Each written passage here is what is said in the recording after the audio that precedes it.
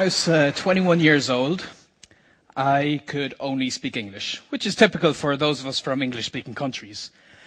And I had many reasons why this was going to be the case for me for the rest of my life. And I was very confident of this because I had no natural talent. I had a very bad memory. I couldn't travel to the country yet. I was too old. I felt too old. And I was sure that I was going to frustrate the native speakers and embarrass myself.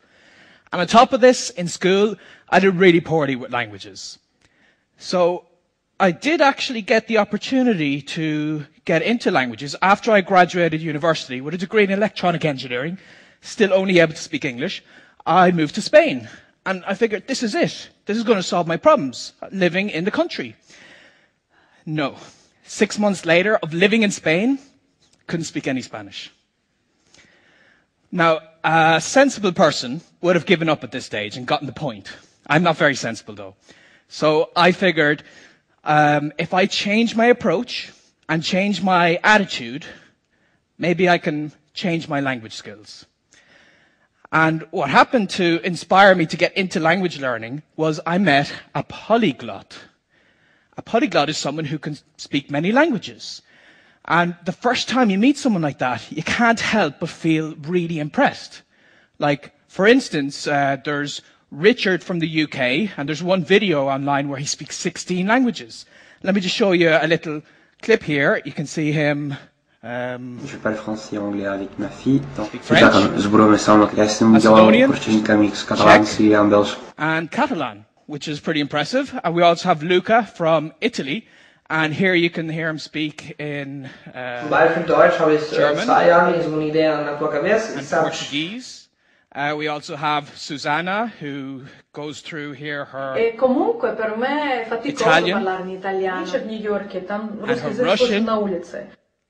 And a very impressive video I saw once, this 16-year-old from America called Tim goes through 20 languages in one video. And in this part here, you can see him go through Wolof,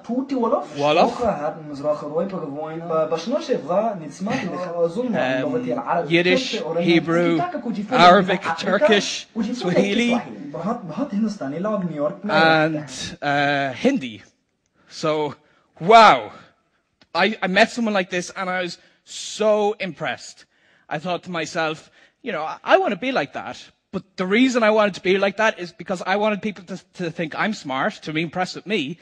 And I met this polyglot at the start of my time in Spain, and with this very superficial motivation, just because it would be cool to learn a language, I failed. So what I discovered after those 6 months is one of the biggest problems we have in language learning, but we don't know it, and that's motivation. A lot of us start with the wrong motivation to learn a language. We're learning the language just to pass an exam, to improve our career prospects, or in my case, for superficial reasons, to impress people. And what I found is those polyglots I've just shown you in the video, the reason they're learning the language is because they're passionate about that language. They're passionate about the literature and the movies and being able to read in a language and, of course, to use it with people. And when I changed that priority of using the language with people, I was able to learn the languages myself. But there are a lot of things that people feel would not allow them to learn language. So I want to go through, I think there's 5, I asked a lot of people, there's 5 major reasons they'd never get into language learning. So let me go through some of these here. The first is that they've no language gene or talent. No language gene or talent. Well, what does that mean? I mean, sometimes this is actually just a self-fulfilling prophecy. In my case, when I hadn't learned language growing up, or the 6 months of failed learning Spanish, it was just me telling myself, I don't have the language gene, so there's no point in really doing any work in the language. Because I didn't put the work in, I didn't learn the language. It's just a vicious circle. It's all in your head. There's no language gene. We all have it already. But let's just imagine some people that would do better, because we've seen in school people advance faster than the rest of the crowd. So let's say there's some inborn trait that gives someone a 20% advantage over the rest of the people. Good for them. But that doesn't mean that you can't. It just means you have to work 20% harder. And I found that, at least in my case, when I work harder, I can catch up with the naturally talented and even overtake them. So not having talent is not a good excuse. The next reason is that you're too old to learn a second language. And I certainly felt this myself, because up to 21 I didn't learn a language. And a lot of us feel that children their brains are hardwired to learn languages better.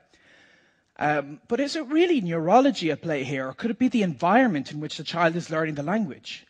Well, a study at the University of Haifa in Israel actually found that under the right conditions, adults are better language learners than children. It sounds incredible, but it's about your environment, it's about your motivation, it's about the enthusiasm and encouragement you get from other people. And when you think of it, adults tend to be studying dusty old grammar books and doing boring exercises, whereas children are playing in the language, they're having fun in it.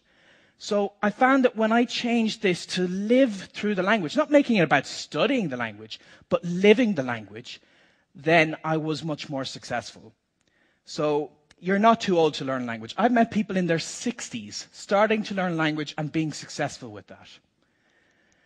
The next excuse people would have is that they can't travel to the country right now. Now, maybe 20 years ago, this would have been a valid excuse. But nowadays, the world is smaller than you think. Thanks to the internet, we can connect with native speakers from across the planet. And you'll see that in a lot of cases, they might want to learn your language. And then money isn't even an issue, because you teach them a little and they teach you a little. But even forgetting the internet for a moment, a lot of us live in cities or towns that are more international than what we think. And when I was traveling in America, I made it to Columbus, Ohio, of all places, to meet this very interesting polyglot called Moses. And he does what he likes to call leveling up, where he'll go to some public place and just see if he can find some foreigners and practice the language with them. And I joined him when we went to a mall in Columbus, and the two of us managed to practice 12 languages. And just here in this clip, you can see he goes to his Cantonese and his Cambodian. And you can see the guy really appreciated them trying. So you can learn a language anywhere. And I wanted to push this to the limit. My most recent project, I went to the middle of Brazil, of all places, to learn Egyptian Arabic. And I succeeded because even though there were no Egyptians around me, I got on Skype and I talked for 1 or 2 hours a day, and I managed to go up towards conversation level. So no, not being able to travel to the country is not a good excuse. The next one people might give is they've got bad memory for learning all that vocabulary. And this was certainly what I felt, because when I first tried to learn Spanish, I'd get a big list of words, I'd try to go through them, and I forget them very quickly. But research on memory capacity has found that it's better when you revise these words with the right frequency. And there's this technique called spaced repetition, where you learn the word, you revise the word just before you would forget it. And it looks something like this forgetting curve. The red line is what typically happens when you first see a word, but to get it into your head and stuck there permanently, then just review it to make sure it goes, review it 1 day later, then a week later, and then a month later. And there are apps on your smartphone, and there's free programs you can download that help you time all of this. So that's great, but you can learn the words faster and better if you combine this with an image association technique. So for instance, let's say I wanted to learn that the Spanish word for to fit is caber. Well, what if I imagined then that it's barely possible to fit a bear in a cab? Caber is to fit. So you do this for a lot of words, and it actually gets very easy with time, and you can learn vocabulary instantly. So no, having a bad memory is not a good excuse. Next, and I think the most important one that people always say is that they're going to frustrate native speakers. And this is just so not true. I've been to many places, I've spoken to many people, and every time I attempt to use their language, they're overjoyed. They're so pleased that I'm even trying.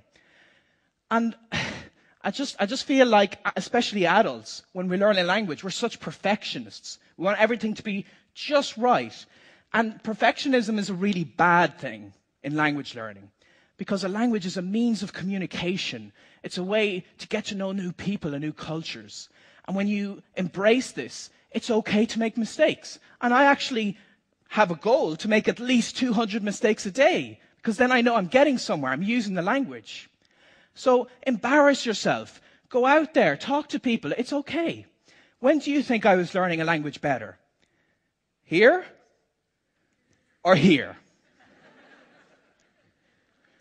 So anyone can indeed learn a language when you use it with people. And it's okay to use it early. And this is so important that you don't have to wait until you speak the language perfectly and fluently and so on. You can get into it sooner than you'd expect. And it opens up so many doors to these other cultures. So for instance, after I'd learned that Arabic in Brazil, I made it to Egypt.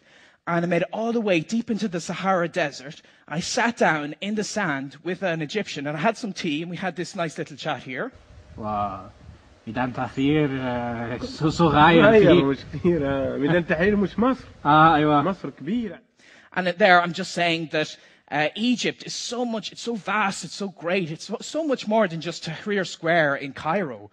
And now when I was speaking with him, I used the wrong word here and there, and I conjugated the wrong verb every now and again. But that's okay, because even with this conversational level, I had this fascinating conversation with him. And I've done this with other cultures and other languages. I even managed to learn a little American Sign Language. And here you can see, Juliana had asked me, why didn't I learn Irish Sign Language? And I said, because when I'm in Ireland, I like to improve my Irish or my Gaeilge, which I can then speak here.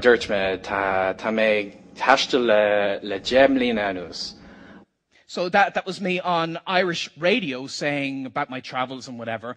And I learned Irish for 10 years in school, and I wasn't able to say the most basic phrases after that. But as an adult, I went back to Ireland and I embraced using the language as a beginner. And that helped me to reach this stage. And it's okay to be a beginner. It's okay to be conversational. But when you take this on, you take it to the next level, then you can reach very well. I mean, I've got very good level in French, Spanish, a couple of languages. I've worked as a professional translator, and like here I'm having a quick chat in French. Parfois, j'ai passé 1 heure pour trouver une traduction. Ah oui, bien sûr. And that's great. That's what everybody thinks of when they're getting into language learning. They think, that's what I want to be. I want to be at this very high professional level, have deep philosophical conversations. And that's fantastic. And yeah, it's impressive when you see people like that. But rather than be impressive, I think it's so much better when you embrace the beginning stage of language learning. And one of the most amazing experiences I've had was when I was in China on the train, 2,000 kilometers deep into China, and I had a basic conversation of what's your name? And it turned out I was given my Chinese name there on the train. And look, this is how it went. 你叫什么名字？ What's your name? 我叫 Benny. I'm Benny. Benny. 我们没有中文。I don't have a Chinese name. And then Li Hui says, I'll tell you what, your name is Bunling. Bunling. Because this sounds like your normal name, and it means ability or skill. And you know, I could have that conversation even with a basic conversation level of Chinese. And I do have the ability, I do have the skill to learn language, but I always did. We all always do. And the reason I have this skill is not because I was born with it and others weren't. It's a decision I made. And the problem a lot of us face is we feel that we're better studying and preparing for speaking a language someday. Because if we do it too early, the world would end from all this frustration we cause people. There are 7 days in a week, and some day is not one of them. I say, rather than see if the world will end, a whole new world will begin if you try to learn a new language. So I hope you'll give it a try. Thank you.